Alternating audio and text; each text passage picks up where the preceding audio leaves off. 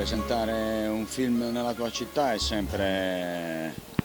sempre diciamo, più emozionante, più, come si dice, ansiogeno rispetto a presentarlo in altre città, perché ti senti sempre più osservato, insomma, anche perché il film è girato qua intorno a questa città. È un film breve, quindi la location principale è il Baretto e la spiaggia di Portoferro. Principalmente io lavoro partendo da cose che mi succedono, o da qualche paura personale, principalmente comunque da me stesso.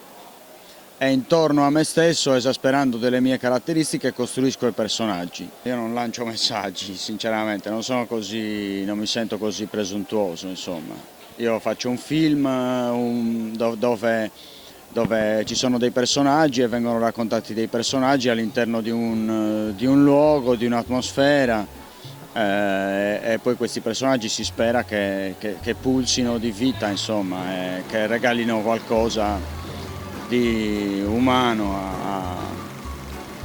a chi guarda il film, insomma.